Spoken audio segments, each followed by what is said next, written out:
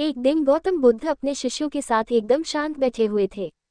उन्हें इस प्रकार बैठे हुए देख शिष्य चिंतित हुए कि कहीं वह अस्वस्थ तो नहीं है। एक शिष्य ने उनसे पूछा कि आज वह मौन क्यों बैठे हैं, क्या शिष्यों से कोई गलती हो गई है। इसी बीच एक अन्य शिष्य ने पूछा कि क्या वह अस्वस्थ हैं, पर बुद्ध मौन रहे।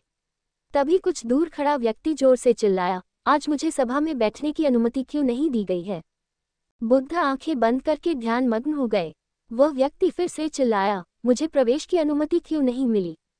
इसी बीच एक उदार शिष्य ने उसका पक्ष लेते हुए कहा कि उसे सभा में आने की अनुमति प्रदान की जाए। बुद्ध ने आंखें खोली और बोले, नहीं, वह छूत है, उसे आज्ञा नहीं दी जा सकती। ये सुनकर शिष्यों को बड़ा आश्चर्य हुआ। बुद्ध उनके मन का भाव समझ गए और बोले, हाँ, वह अछूत है। इस पर कई शिष्य बोले, हमारे आश्रम में जात पात का कोई भेद ही नहीं, फिर वह अछूत कैसे हो गया।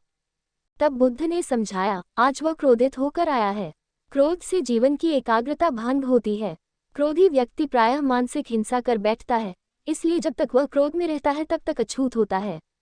इसलिए उसे कुछ समय एकांत में खड़े रहना चाहिए। क्रोधित शिष्य भी बुद्ध की बातें सुन रहा था। पश्चाताप की अग्नि में तप कर वह समझ चुका था कि अहिंसा ही मनुष्य का महान कर्तव्य व परम धर्म है। वह बुद्ध के चरणों में गिर पड़ा और कभी क्रोध न करने का प्रण लिया। शिक्षा। आशय यह है कि क्रोध के कारण व्यक्ति अनर्थ कर बैठता है और पश्चाताप उसे बाद में होता है, जिसका कोई लाभ नहीं मिलता। इसलिए हमें क्रोध नहीं करना चाहिए।